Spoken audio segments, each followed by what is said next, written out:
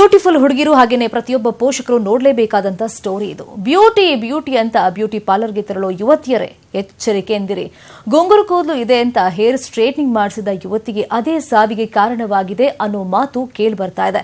ಇನ್ನೊಂದು ಕಡೆ ಠಾಣೆಯಲ್ಲಿ ಕೇಸ್ ದಾಖಲಾಗ್ತಾ ಇದ್ದಂತೆ ಬ್ಯೂಟಿ ಪಾರ್ಲರ್ಗೆ ಬೀಗ ಹಾಕಿ ಮಾಲೀಕರು ಎಸ್ಕೇಪ್ ಆಗಿದ್ದಾರೆ. ಅಷ್ಟಕ್ಕೂ ಏನಾಯ್ತು ಈ ಸ್ಟೋರಿ ನೋಡಿ.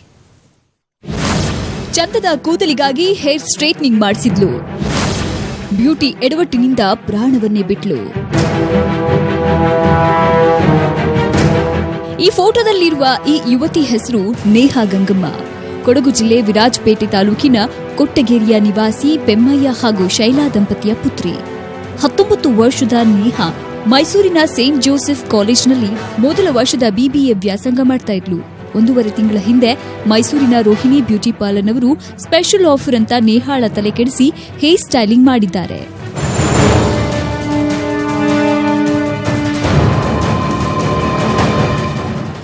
ಹೇರ್ ಸ್ಟೈಲಿಂಗ್ ಬಳಿಕ ನೇಹಾಳ ತಲೆ ಕೂದಲು ಉದುರುವಿಕೆ ವಿಪರೀತವಾಗಿತ್ತು. ನಾನು ಕಾಲೇಜ್ಗೆ ಹೋಗಲ್ಲ ಅಂತ ಪೋಷಕರ ಬಳಿ ಹಲವು ಬಾರಿ ಹೇಳಿಕೊಂಡಿದ್ಲು. ಸಮಾಧಾನ ಮಾಡಿದ್ದ ಪೋಷಕರು ಕಾಲೇಜಿಗೆ ಹೋಗುವಂತೆ ತಿಳಿಸಿದ್ರು. ಆದರೆ ನೇಹಾಳ ತಲೆ ಕೂದಲು ಉದುರುವಿಕೆ ಇನ್ನೂ ಹೆಚ್ಚಾಗ್ತಾ ಹೋಗಿತ್ತು.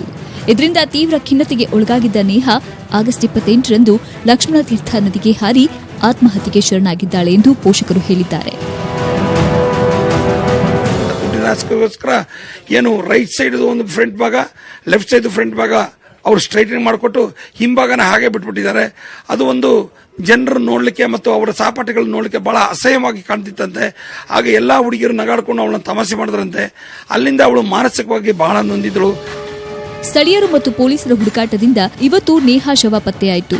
ಹುಟ್ಟೂರು ಕೊಟ್ಟಗೇರಿಯಲ್ಲಿ ಅಂತ್ಯಕ್ರಿಯೆ ನಡೆದಿದೆ. ಹೇರ್ ಸ್ಟ್ರೇಟ್ನಿಂಗ್ ಮಾಡಿದ ಮೈಸೂರಿನ ರೋಹಿಣಿ ಬ್ಯೂಟಿ ಪಾರ್ಲರ್ ವಿರುದ್ಧ ಪೊನ್ನಂಪೇಟೆ ಪೊಲೀಸ್ ಠಾಣೆಯಲ್ಲಿ ಕೇಸ್ ದಾಖಲಾಗಿದೆ. ಕ್ಯಾಮರಾಮನ್ ಸಂದೀಪ್ ಜೊತೆ ರವಿ ಎಸ್, ನ್ಯೂಸ್ 18 ಕನ್ನಡ, ಕೊಡಗು. ನೀವು ಕೂಡ ಹೇರ್ ಸ್ಟ್ರೇಟಿಂಗ್ ಮಾಡಿಸಿಕೊಳ್ಳೋ ಯೋಚನೆಯಲ್ಲಿದ್ರೆ ಸ್ವಲ್ಪ ಹುಷಾರಾಗಿರಿ. ಮುಂದಿನ ಸ್ಟೋರಿ ನೋಡೋಣ. ಮೈಸೂರು ಜಿಲ್ಲೆಯ HD ಕೋಟೆಯಲ್ಲಿರುವಂತಹ ಆದಿವಾಸಿಗಳ ಸ್ಥಿತಿ ಶೋಚನೀಯವಾಗಿದೆ.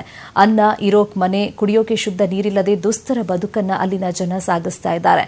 ಕಾಡಿನೊಳಗೆ ವಾಸಿಸ್ತೀವಿ ಅಂತ ಬಯಸಿರೋ ಇವರನ್ನ ಕಾಡಿನಿಂದ ಓಡಿಸೋಕೆ ಅರಣ್ಯ ಇಲಾಖೆ ಸಿಬ್ಬಂದಿ ಇವರನ್ನ ಇನ್ನಿಲ್ಲದಂತೆ ಶೋಷಿಸ್ತಾ ಇದೆ. ಹಾಡಿ ಸುತ್ತಲೂ ಆನೆ, ಕಂದಕ, ಸೋಲಾರ್ ಬೇಲಿ ಹಾಕಿ ಕಾಡಿನ ಮಕ್ಕಳನ್ನ ಪ್ರಾಣಿಗಳಿಗಿಂತಲೂ ಕಡೆಯಾಗಿ ಟ್ರೀಟ್ ಮಾಡ್ತಾ ಇದೆ. ಆದಿವಾಸಿಗಳ ಹೀನಾಯ ಬದುಕಿನ ಬಗ್ಗೆ ನ್ಯೂಸ್ 18 ಕನ್ನಡದ ಸರ್ಜಿಕಲ್ ಸ್ಟ್ರೈಕ್ ತಂಡ ಬೆಳಕು ಚೆಲ್ಲಿತು. ಈ ವರದಿ ಬಗ್ಗೆ ಉಸ್ತುವಾರಿ ಸಚಿವ GT ದೇವೇಗೌಡ ಸ್ಪಂದಿಸಿದ್ದು, ಶೀಘ್ರವೇ ಸಭೆ ಕರೆದು ಗಿರಿಜನರಿಗೆ ಅಗತ್ಯ ಸೌಲಭ್ಯ ಕಲ್ಪಿಸುವ ಬಗ್ಗೆ ಕ್ರಮ ಕೈಗೊಳ್ಳುತ್ತೀವಿ ಅಂತ ಭರವಸೆಯನ್ನ ಕೊಟ್ಟಿದ್ದಾರೆ. ಮತ್ತೊಂದು ಕಡೆ ಅರಣ್ಯ ಸಚಿವ ಶಂಕರ್ ಅರಣ್ಯವಾಸಿಗಳಿಗೆ ಕಿರುಕುಳ ನೀಡೋ ಸಿಬ್ಬಂದಿ ವಿರುದ್ಧ ಕ್ರಮ ಕೈಗೊಳ್ಳೋಕೆ ಸಿದ್ಧ ಅಂತ ಹೇಳಿದ್ದಾರೆ. ಹುಣಸೂರು ಬಾರ್ಡ್ರು, ಕೋಟೆ, ಕೊಡಗು ಈ ಭಾಗಗಳಲ್ಲಿ ಹೆಚ್ಚು ಗಿರಿಜನರುಗಳು ಏನಿದ್ದಾರೆ ಅವ್ರದನ್ನೇ ಒಂದು ಪ್ರತ್ಯೇಕ ಮೀಟಿಂಗ್ ಮಾಡಿ, ನನಗೆ ಬರುತ್ತೆ, ಜಿಲ್ಲಾ ಉಸ್ತುವಾರಿ ಸಚಿವನಾಗಿದ್ದೀನಿ, ಅವ್ರನ್ನೆಲ್ಲ ಕರೆದು ಏನೇನು ಸಮಸ್ಯೆಗಳಿದ್ದೋ ಹುಣಸೂರು ನಾವು ಹಿಂದೆ ನಾನೇ ಬಗೆಹರಿಸಿದ್ದೆ, ಅದೇ ರೀತಿ ಕರೆದು ಅವ್ರಿಗೆ ಏನೇನು ಸೌಲಭ್ಯಗಳು ಬೇಕು ಅದೆಲ್ಲ ಮಾಡಿಸೋಣ. ಫಾರೆಸ್ಟ್ ಅವರು, ಅರಣ್ಯ ಇಲಾಖೆಯವರು ನಮ್ಮ ಫಾರೆಸ್ಟ್ ಒಳಗಡೆ ಇರೋರಿಗೆ ಕರೆಂಟ್ ಕೊಡೋಂಗಿಲ್ಲ, ನೀರು ಕೊಡೋಂಗಿಲ್ಲ, ಇಷ್ಟು ವರ್ಷದಿಂದ ಅವ್ರು ಹಂಗೆ ಬದುಕ ಬಂದವ್ರೆ. ಅದಕ್ಕೇನು ಶಾಶ್ವತ ಮಾಡ್ಬೇಕು ಅದನ್ನ ಮಾಡೋ ತೀರ್ಮಾನ ಮಾಡ್ತೀನಿ, ಎಲ್ಲ ರೆಡಿ ಮಾಡ್ತೀನಿ. ಒಂದು ಮೀಟಿಂಗ್ ಕರೆದು ಗಲಾಟೆಯಲ್ಲಿ ಮಾಡೋಕ್ಕಾಗಿಲ್ಲ. ಆ ಥರ ಏನಾದರೂ ನ್ಯೂನತೆಗಳಿದ್ದರೆ ಅದನ್ನು ಕ್ರಮವಹಿಸಲು ನಾನು ತಯಾರಿದ್ದೇನೆ. ಸಂಬಂಧಪಟ್ಟವ್ರಿಗೆ ಆದೇಶ ಕೂಡ ಮಾಡ್ತೀನಿ. ಆ ಥರ ಯಾವುದೂ ನಮ್ಮ ಗಮನಕ್ಕೆ ಬಂದಿಲ್ಲ. ಆ ಥರ ಇದ್ದರೆ ನಮ್ಮ ಕಂಪ್ಲೇಂಟ್ ಮಾಡಿದ್ರೆ ನಾವು ಸಸ್ಪೆಂಡೇ ಮಾಡ್ತೀನಿ. ಆ ಥರ ಭರವಸೆ ಏನೋ ಸಿಕ್ಕಿದೆ ಸಚಿವರಿಂದ, ಆದರೆ ಇದು ಯಾವಾಗ ಈಡೇರುತ್ತೆ ಅಂತ ನಾವು ಫಾಲೋ ಅಪ್ ಮಾಡ್ತೀವಿ. ಮುಂದಿನ ಸ್ಟೋರಿ ನೋಡೋಣ. ಸ್ಥಳೀಯ ಸಂಸ್ಥೆಗಳ ಹೈ ವೋಲ್ಟೇಜ್ ಚುನಾವಣೆ ಫಲಿತಾಂಶ ನಾಳೆ ಹೊರಬೀಳಲಿದೆ. 3 ಪಕ್ಷಗಳಿಗೆ ಜಿದ್ದಾಜಿದ್ದಿ ಅಖಾಡವಾಗಿದ್ದ ಚುನಾವಣೆ ರಿಸಲ್ಟ್ ಕುತೂಹಲ ಹೆಚ್ಚು ಮಾಡ್ತಾ ಇದೆ. ನಾಳಿನ ತಯಾರಿ ಹೇಗಿದೆ ನೋಡ್ಕೊಂಬನ್ನಿ. ನಾಳೆ ಸ್ಥಳೀಯ ಸಂಸ್ಥೆಗಳ ಚುನಾವಣೆ ತೀರ್ಪು. ಯಾರಿಗೆ ಸ್ವೀಟು, ಯಾರಿಗೆ ಖಾರ? ಮುಂಬರುವ ಲೋಕಸಭಾ ಚುನಾವಣೆಗೆ ದಿಕ್ಸೂಚಿ ಅಂತ ಹೇಳಲಾಗ್ತಾ ಇರೋ ಸ್ಥಳೀಯ ಸಂಸ್ಥೆ ಚುನಾವಣೆ ರಿಸಲ್ಟ್ ನಾಳೆ ಹೊರಬೀಳಲಿದೆ. ಆಗಸ್ಟ್ 29ರಂದು ನಡೆದಿದ್ದ ನಗರಸಭೆ, ಪುರಸಭೆ, ಪಟ್ಟಣ ಪಂಚಾಯತ್ ಸೇರಿದಂತೆ ಸ್ಥಳೀಯ ಸಂಸ್ಥೆಗಳ ಎಲೆಕ್ಷನ್ ಫಲಿತಾಂಶ ಹೊರಬೀಳಲಿದ್ದು ಅಭ್ಯರ್ಥಿಗಳ ಭವಿಷ್ಯ ನಿರ್ಧಾರವಾಗಲಿದೆ. 21 ಜಿಲ್ಲೆಗಳ 105 ಸ್ಥಳೀಯ ಸಂಸ್ಥೆಗಳ ಚುನಾವಣೆ ನಡೆದಿದೆ.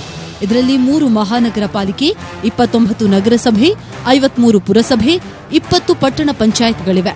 ಮಹಾನಗರ ಪಾಲಿಕೆಯ 135 ವಾರ್ಡ್ ಹಾಗೂ 102 ಸ್ಥಳೀಯ ಸಂಸ್ಥೆಗಳ 2529 ವಾರ್ಡ್ಗಳಿವೆ. ಒಟ್ಟು 9121 ಅಭ್ಯರ್ಥಿಗಳ ಭವಿಷ್ಯ ನಾಳೆ ಗೊತ್ತಾಗಲಿದೆ. ಬೆಳಗ್ಗೆ 8 ಗಂಟೆಗೆ ಮತ ಎಣಿಕೆ ಪ್ರಾರಂಭವಾಗಲಿದೆ. ಲೋಕಸಭೆ ವಾರ್ಗೆ ಹೆಜ್ಜೆ ಇಡಲು ಮುಂದಾಗಿರುವ ಕಾಂಗ್ರೆಸ್, ಜೆಡಿಎಸ್ ಹಾಗೂ ಬಿಜೆಪಿಗೆ ಪ್ರತಿಷ್ಠೆಯ ಫಲಿತಾಂಶವಿದು. ನಾಳಿನ ಸಂಜೆಯೊಳಗೆ ಸ್ಪಷ್ಟ ಫಲಿತಾಂಶ ಸಿಗಲಿದೆ. ಮೂರೂ ಪಕ್ಷಗಳ ಹಣೆಬರಹವೂ ಗೊತ್ತಾಗಲಿದೆ. Bureau report, News 18 Kannada. Kodagu ಸಂತ್ರಸ್ತರಿಗಾಗಿ ಆದಿಚುಂಚನಗಿರಿಯ ನಿರ್ಮಲಾನಂದ ಶ್ರೀಗಳು ಕಾಲ್ನಡಿಗೆಯಲ್ಲೇ ದೇಣಿಗೆಯನ್ನ ಎತ್ತಿದ್ದಾರೆ. ಜನರು ತಮ್ಮ ಕೈಲಾದ ಸಹಾಯ ಮಾಡಿ ಮಾನವೀಯತೆಯನ್ನ ಮೆರೆದಿದ್ದಾರೆ. ಹೇಗಿತ್ತು ಪಾದಯಾತ್ರೆ ಇಲ್ಲಿ ನೋಡಿ.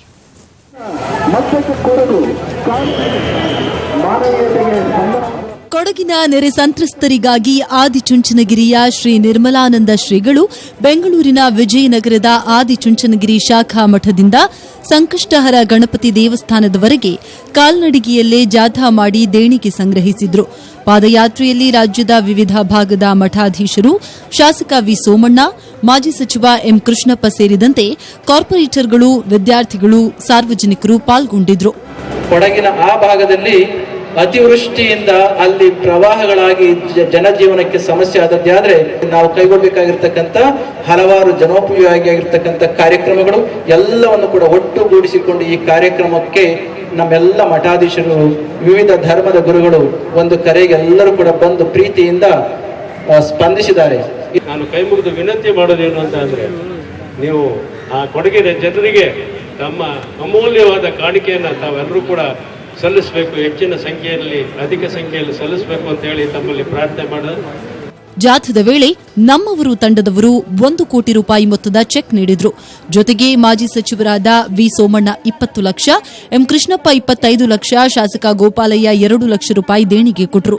ಸಾರ್ವಜನಿಕರಿಂದ ಅಭೂತಪೂರ್ವ ಬೆಂಬಲ ಕೂಡ ಸಿಕ್ತು. ಕ್ಯಾಮರಾಮನ್ ಗುಣಶೇಖರ್ ಜೊತೆ ಶ್ರೀನಿವಾಸ್ ಹಳಕಟ್ಟಿ, ನ್ಯೂಸ್ 18 ಕನ್ನಡ, ಬೆಂಗಳೂರು.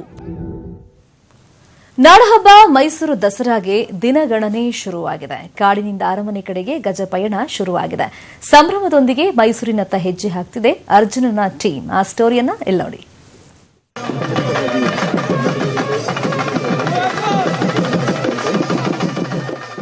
ವಿಶ್ವವಿಖ್ಯಾತ ದಸರಾ ಹಬ್ಬ ಕಣ್ತುಂಬಿಕೊಳ್ಳಲು ದಿನಗಣನೆ. ನಾಡಹಬ್ಬದ ಪ್ರಮುಖ ಆಕರ್ಷಣೆಯಾಗಿರುವ ಜಂಬೂ ಸವಾರಿಯಲ್ಲಿ ಪಾಲ್ಗೊಳ್ಳುವ ಆನೆಗಳ ಗಜಪಯಣ ನಡೆಯಿತು.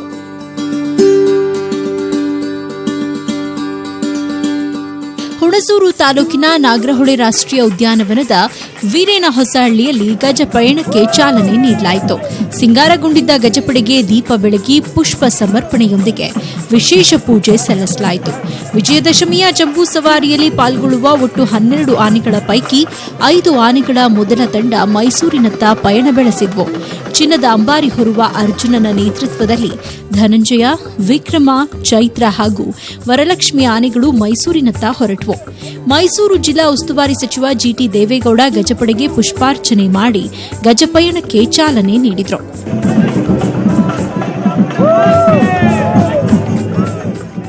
ಈ ದಿನ ನಾಡಹಬ್ಬ ದಸರಾ ಮೊದಲ ಹಂತವಾಗಿ ನಾಗರಹೊಳೆ ಹುಲಿ ಸಂರಕ್ಷಿತ ಪ್ರದೇಶದಿಂದ ಆನೆಗಳನ್ನು ನಾಡಹಬ್ಬ ದಸರಾಕ್ಕೆ ಮೈಸೂರಿಗೆ ಕಳಿಸ್ತಾ ಇದ್ದೀವಿ.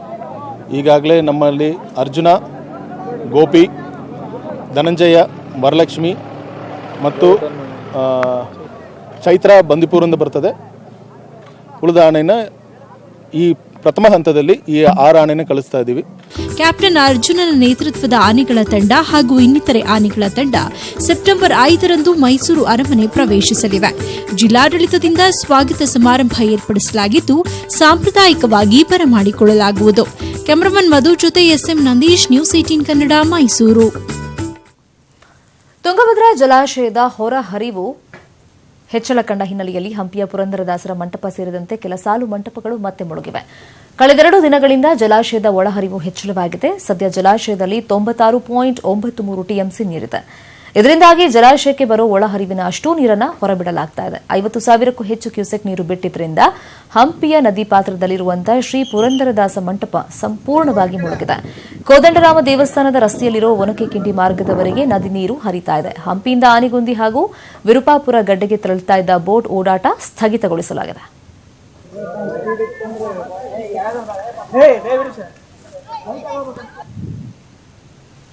ರಾಜ್ಯದಲ್ಲಿ ಕರಾಳ ಭಾನುವಾರಕ್ಕೆ ಹಲವರು ಬಲಿಯಾಗಿದ್ದಾರೆ. ಕೃಷ್ಣಾಷ್ಟಮಿ ಎಂದೇ ಅಪಘಾತಕ್ಕೆ 5 ಸಾವನ್ನಪ್ಪಿದ್ದಾರೆ. ಹಲವೆಡೆ ಅಪಘಾತದಲ್ಲಿ 40ಕ್ಕೂ ಹೆಚ್ಚು ಮಂದಿಗೆ ಗಂಭೀರ ಗಾಯಗಳಾಗಿವೆ. ಎಲ್ಲೆಲ್ಲಿ ಆಕ್ಸಿಡೆಂಟ್ ಆಗಿದೆ ನೋಡ್ಕೊಂಬನ್ನಿ.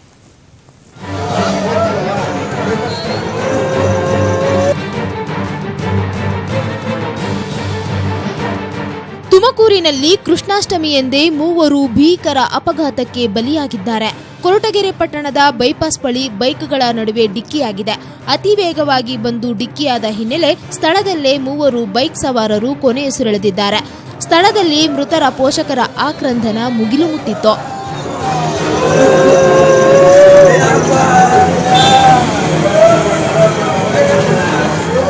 ಕೋಲಾರ ಜಿಲ್ಲೆ ಕೆಜಿಎಫ್ನ ಉರಿಗಾನ ಸತ್ತಾರ್ ಸರ್ಕಲ್ನಲ್ಲಿ ಬಸ್ ನಿಲ್ದಾಣಕ್ಕೆ ಕುಡುಕ ಚಾಲಕ ಕಾರು ನುಗ್ಗಿಸಿದ್ದಾನೆ.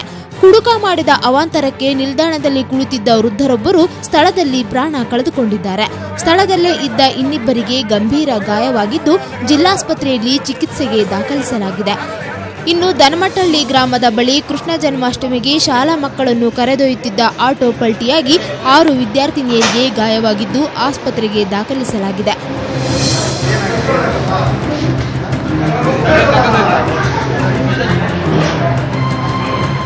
ಕಲಬುರಗಿ ಜಿಲ್ಲೆಯ ಬೀರ್ನಳ್ಳಿ ಗೇಟ್ ಬಳಿ ಬೈಕ್ಗೆ ಕಾಂಕ್ರೀಟ್ ಮಿಕ್ಸರ್ ಡಿಕ್ಕಿ ಹೊಡೆದು ಸ್ಥಳದಲ್ಲೇ ಬೈಕ್ ಸವಾರ ಸಾವನ್ನಪ್ಪಿದ್ದಾನೆ.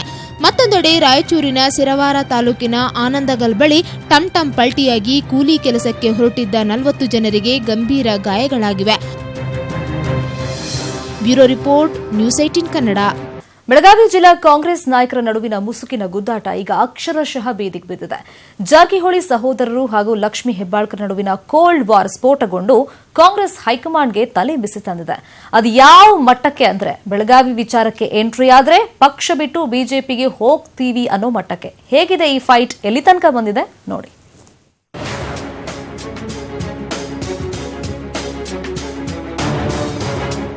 ಬೆಳಗಾವಿ ಪಿಎಲ್ಡಿ ಬ್ಯಾಂಕ್ ವಿಚಾರದಲ್ಲಿ ಶುರುವಾದ ಜಟಾಪಟಿ ಈಗ ಕಾಂಗ್ರೆಸ್ ಹೈಕಮಾಂಡ್ ನಾಯಕರಿಗೆ ಎಚ್ಚರಿಕೆ ಕೊಡೋ ಹಂತಕ್ಕೆ ಬಂದು ತಲುಪಿದೆ. ಕೆಪಿಸಿಸಿ ಕಚೇರಿಯಲ್ಲಿ ನಡೆದ ಸಂಧಾನ ಸಭೆಯಲ್ಲಿ ಸಚಿವ ರಮೇಶ್ ಜಾರಕಿಹೊಳಿ ಹೈಕಮಾಂಡ್ ನಾಯಕರಿಗೆ ವಾರ್ನ್ ಮಾಡಿದ್ದಾರೆ. ಬೆಳಗಾವಿ ವಿಚಾರಕ್ಕೆ ನೀವು ಬರೋ ಹಾಗಿಲ್ಲ, ಒಂದು ವೇಳೆ ನೀವು ಮೂಗು ತುರಿಸಿದ್ರೆ ಕೆಟ್ಟ ಪರಿಸ್ಥಿತಿ ಎದುರಿಸಬೇಕಾಗುತ್ತೆ ಅಂತ ಹೇಳಿದ್ದಾರೆ. ಹಾಗಾದ್ರೆ ಸಭೆಯಲ್ಲಿ ಯಾರು ಏನಂದ್ರು ಅಂತ ನೋಡೋದಾದ್ರೆ, ಯಾವುದೋ ಸಣ್ಣ ವಿಚಾರ ಇಟ್ಕೊಂಡು ಕಿತ್ತಾಟ ಬೇಡ, ಬಿಟ್ಬಿಡಿ. ಇದು ಸಣ್ಣ ವಿಚಾರ ಅಲ್ಲ, ದಯಮಾಡಿ ಅರ್ಥ ಮಾಡ್ಕೊಳ್ಳಿ. ಲೋಕಸಭೆ ಚುನಾವಣೆ ಹೊಸ್ತಿಲಲ್ಲಿ ಕಚ್ಚಾಟ ಬೇಡ. ಚುನಾವಣೆ ಮುಂದಿಟ್ಕೊಂಡು ಹೀಗೆ ಬಹಿರಂಗವಾಗಿ ಅಸಮಾಧಾನ ಹೊರಹಾಕ್ಬಿಡಿ. ಇದು ಬರೀ ಅಸಮಾಧಾನ ಅಲ್ಲ, ನಮ್ಮ ಬೆಳಗಾವಿ ವಿಚಾರ ಇದು. ಗೊತ್ತಿದೆ, ಆದ್ರೆ ನಿಮ್ಮ ಜಗಳದಿಂದ ಚುನಾವಣೆಯಲ್ಲಿ ಪಕ್ಷದ ಮೇಲೆ ಪರಿಣಾಮ ಬೀರಲಿದೆ, ಅದರ ಅರಿವಿರಲಿ. ಇದು ಶುರುವಾಗಿದ್ದು ಪಿಎಲ್ಡಿ ಬ್ಯಾಂಕ್ ವಿಚಾರದಿಂದ ಅಲ್ವಾ? ಹೌದು, ಅಲ್ಲಿಂದಲೇ ಶುರುವಾಗಿದ್ದು. ಮಾಧ್ಯಮಗಳ ಮುಂದೆ ಹೇಳಿಕೆ ನೀಡೋದು ಹೌದು, ಮೊದಲು ಅದನ್ನ ಗಮನದಲ್ಲಿ ಇಟ್ಕೊಳ್ಳೋಕೆ ಹೇಳಿ ಸರ್. ನನಗೆ ಎಲ್ಲಿ ಹೇಗೆ ಏನು ಮಾತಾಡಬೇಕು ಅಂತ ಗೊತ್ತಿದೆ, ಪಾಠ ಹೇಳೋದು ಬೇಡ. ವೇಣುಗೋಪಾಲ್ ಜಿ, ನೀವು ಲಕ್ಷ್ಮೀ ಹೆಬ್ಬಾಳ್ಕರ್ ಪರವಾಗಿ ಮಾತನಾಡ್ತಿದ್ದೀರಿ. ಇಲ್ಲ, ನಾನು ಯಾರ ಪರವೂ ಇಲ್ಲ. ನಮಗೆ ವ್ಯಕ್ತಿಗಿಂತ ಪಕ್ಷ ಮುಖ್ಯ. ಚುನಾವಣೆ ಹೊಸ್ತಿಲಲ್ಲಿ ಮತ್ತೆ ಇದು ರಿಪೀಟ್ ಆಗಬಾರ್ದು. ನಿಮ್ಮಿಬ್ಬರಿಗೂ ಇದು ತಾಕೀತು. ಸಾಹೇಬ್ರೆ, ಇದು ಬೆಳಗಾವಿ ವಿಚಾರ, ನೀವು ನಮ್ಮ ವಿಚಾರಕ್ಕೆ ಬರಬೇಡಿ. ಇದನ್ನ ನಾವೇ ಬಗೆಹರಿಸ್ಕೊಳ್ತೀವಿ. ನೀವು ಬಗೆಹರಿಸ್ಕೊಂಡಿದ್ರೆ ನನ್ನ ತನಕ ಬರುತ್ತಿರಲಿಲ್ಲ ಅಲ್ವಾ? ನನ್ನ ಕ್ಷೇತ್ರದಲ್ಲಿ ತಾಲೂಕ್ ಪಂಚಾಯತ್, ಜಿಲ್ಲಾ ಪಂಚಾಯತ್, ಪಿಎಲ್ಡಿ ಬ್ಯಾಂಕ್ ಹೀಗೆ ಪ್ರತಿ ಹಂತದಲ್ಲೂ ಜಾರಕಿಹೊಳಿ ಸಹೋದರರು ಅನಗತ್ಯ ಹಸ್ತಕ್ಷೇಪ ಮಾಡ್ತಿದ್ದಾರೆ. ಇದು ನನಗೆ ಕಿರಿಕಿರಿ ಆಗ್ತಿದೆ. ಯಾವುದು ನಿಮ್ ಕ್ಷೇತ್ರ? ನಾನೀಗ ಶಾಸಕಿ ಇದ್ದೀನಿ, ನನಗೂ ಕ್ಷೇತ್ರದ ಮೇಲೆ ಹಿಡಿತಾ ಇದೆ. ಅದಕ್ಕೆ ಜನ ನನ್ನನ್ನು ಗೆಲ್ಸಿರೋದು. ನೆನ್ಪಿಟ್ಕೊಳ್ಳಿ ಸರ್, ಇವರ ಅನಗತ್ಯ ಹಸ್ತಕ್ಷೇಪದಿಂದ ಕ್ಷೇತ್ರದಲ್ಲಿ ಕೆಲಸ ಮಾಡೋಕೆ ಆಗ್ತಿಲ್ಲ. ಹೌದು, ಜಾರಕಿಹೊಳಿ ಸಹೋದರರೆಲ್ಲ ನಾವು ಒಂದೇ. ನಮ್ ವಿಚಾರಕ್ಕೆ ಬಂದ್ರೆ ನಾವು ಸುಮ್ಮನೆ ಕೂರಲ್ಲ. ಸರ್, ದಯಮಾಡಿ ಬೆಳಗಾವಿ ವಿಚಾರ ಇಲ್ಲಿಗೆ ಬಿಟ್ಬಿಡಿ. ಲಕ್ಷ್ಮೀ ಹೆಬ್ಬಾಳ್ಕರ್ ಪರವಾಗಿ ನೀವು ಬಂದ್ರೆ ನಾವು ಬೇರೆಯದ್ದೇ ನಿರ್ಧಾರ ಮಾಡಬೇಕಾಗತ್ತೆ. ಅಲ್ರಿ, ಸಮಸ್ಯೆ ಬಗೆಹರಿಸೋಣ ಅಂದ್ರೆ ನನಗೆ ವಾರ್ನ್ ಮಾಡಿದ್ರೆ ಹೇಗೆ? ಹೌದು, ನಮ್ ಬೆಳಗಾವಿ ವಿಚಾರಕ್ಕೆ ಬಂದ್ರೆ ನಮ್ ಜೊತೆ ಇರೋ 12 ಜನ ಶಾಸಕರು ರಾಜೀನಾಮೆ ಕೊಡ್ತೇವೆ. ಈ ಹೆಬ್ಬಾಳ್ಕರ್ ಜೊತೆ ನೀವೇ ಕೆಲಸ ಮಾಡಿ ನೋಡೋಣ. ಆದ್ರೆ ಎಲ್ಲ ವಿಚಾರದಲ್ಲೂ ಆ ಯಮ್ಮ ಮೂಗ್ ತೂರ್ಸಿದ್ರೆ ನಾವು ಸುಮ್ಮನೆ ಕೂರಲ್ಲ. ನಿರ್ಧಾರ ನಿಮ್ದು.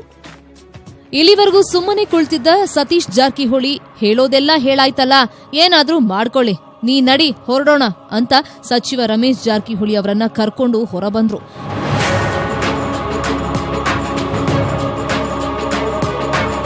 ಹೀಗೆ ಹೈಕಮಾಂಡ್ ನಾಯಕರಿಗೆ ನೇರವಾಗಿ ಜಾರಕಿಹೊಳಿ ಸಹೋದರರು ವಾರ್ನ್ ಮಾಡಿದ್ದಾರೆ. ಆ ಮೂಲಕ ಲಕ್ಷ್ಮೀ ಹೆಬ್ಬಾಳ್ಕರ್ ಹಾಗೂ ಅವರ ಬೆನ್ನಿಗೆ ನಿಂತ ನಾಯಕರಿಗೆ ನೇರವಾಗಿ ಟಾಂಗ್ ಕೊಟ್ಟಿದ್ದಾರೆ. ಇದೀಗ ವೇಣುಗೋಪಾಲ್ ಹೈಕಮಾಂಡ್ಗೆ ಇಲ್ಲಿನ ಮಾಹಿತಿ ರವಾನಿಸಿದ್ದು ಮುಂದೆ ಯಾವ ನಿರ್ಧಾರ ಹೊರಬೀಳುತ್ತೋ ನೋಡಬೇಕು. Ramesh Hirejambur, political bureau, news 18 Kannada. ನಾಡಿನೆಲ್ಲೆಡೆ ಸಂಭ್ರಮದ ಶ್ರೀಕೃಷ್ಣಾಷ್ಟಮಿ. ವಿಶೇಷ ಪೂಜೆ, ಪ್ರಾರ್ಥನೆ, ಭಜನೆ ಮೂಲಕ ಮುರಾರಿ ಸ್ಮರಣೆ. ಬೆಣ್ಣೆಕಳ್ಳನ ವೇಷದಲ್ಲಿ ಪುಟಾಣಿಗಳ ತುಂಟಾಟ.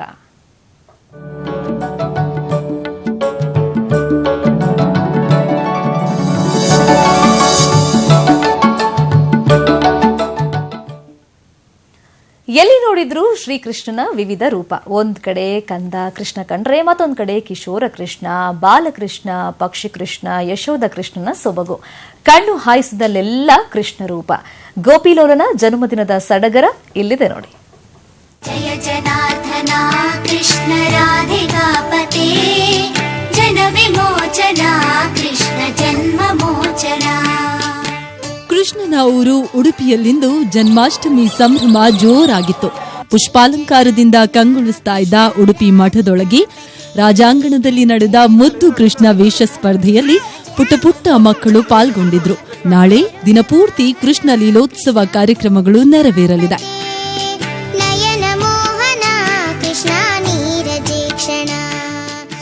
ಬೆಂಗಳೂರಿನ ಇಸ್ಕಾನ್ ದೇವಸ್ಥಾನದಲ್ಲಿ ಬೆಳಗ್ಗಿನಿಂದಲೂ ಕೃಷ್ಣನಿಗೆ ವಿಶೇಷ ಪೂಜೆಗಳು ನೆರವೇರ್ತಾ ಇದೆ. ಅರಮನೆ ಮೈದಾನದಲ್ಲಿ ಕೃಷ್ಣನ ವಿವಿಧ ಮೂರ್ತಿಗಳೊಂದಿಗೆ ಸಾಂಸ್ಕೃತಿಕ ಕಾರ್ಯಕ್ರಮಗಳು ವಿಜೃಂಭಣೆಯಿಂದ ನಡೆಯಿತು.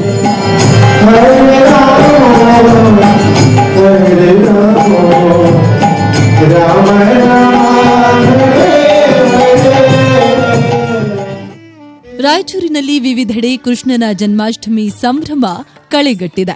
ಆರ್ಯವೈಶ್ಯ ಗೀತ ಮಂದಿರದಲ್ಲಿ ನೂರಾರು ಮಹಿಳೆಯರು ಭಗವದ್ಗೀತೆಯನ್ನ ಸಾಮೂಹಿಕವಾಗಿ ಪಠಣ ಮಾಡಿದ್ರು.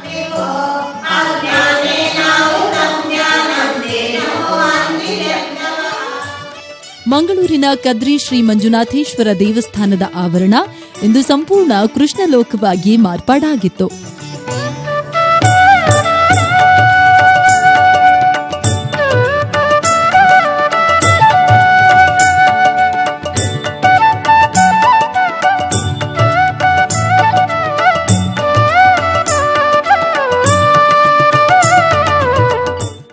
ವಾಣಿಜ್ಯ ನಗರಿ ಹುಬ್ಬಳ್ಳಿಯಲ್ಲೂ ಶ್ರೀಕೃಷ್ಣ ಜನ್ಮಾಷ್ಟಮಿ ಸಂಭ್ರಮ ಭವ್ಯವಾಗಿತ್ತು. ಗೊಲ್ಲರ ಓಣಿಯಲ್ಲಿ ಶ್ರೀಕೃಷ್ಣನ ಪಲ್ಲಕ್ಕಿ ಉತ್ಸವ ಜೊತೆಗೆ ಶ್ರೀಕೃಷ್ಣ ವೇಷಧಾರಿ ಮಕ್ಕಳು, ವಿವಿಧ ಕಲಾ ತಂಡಗಳು ಭಾಗಿಯಾಗಿದ್ದು ಎಲ್ಲರ ಗಮನ ಸೆಳೆಯಿತು.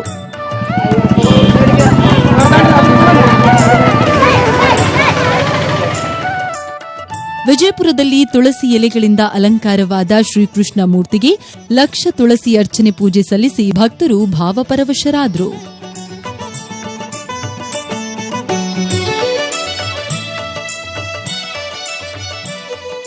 ಗೋಕುಲಾಷ್ಟಮಿ ಹಿನ್ನೆಲೆ ಲೋಕೋಪಯೋಗಿ ಇಲಾಖೆ ಸಚಿವ ಎಚ್.ಡಿ. ರೇವಣ್ಣ ಹೊಳೆನರಸೀಪುರದ ಮನೆಯಲ್ಲಿ ವಿವಿಧ ಶೈಲಿಯ ಕೃಷ್ಣನ ವಿಗ್ರಹಗಳಿಗೆ ವಿಶೇಷ ಪೂಜಾ ಕೈಂಕರ್ಯ ನೆರವೇರಿಸಿದರು. Bureau report, News 18 Kannada. ಇನ್ನೊಂದು ಕಡೆ ಬೆಂಗಳೂರಿನ ಅರಮನೆ ಮೈದಾನದಲ್ಲಿ ಕೃಷ್ಣ ಜನ್ಮಾಷ್ಟಮಿ ಹಿನ್ನೆಲೆಯಲ್ಲಿ ವಿಶೇಷ ಕಾರ್ಯಕ್ರಮಗಳು ಬೆಳಗ್ಗೆಯಿಂದ ಕೂಡ ನಡೆದವು. ವಿಶೇಷ ಪೂಜೆ ಪುನಸ್ಕಾರದ ಜೊತೆಗೆ ವಿವಿಧ ರೀತಿಯ ಸ್ಪರ್ಧೆಗಳನ್ನು ಕೂಡ ಅರಮನೆ ಮೈದಾನದಲ್ಲಿ ಇಸ್ಕಾನ್ ವತಿಯಿಂದ ಏರ್ಪಡಿಸಲಾಗಿತ್ತು.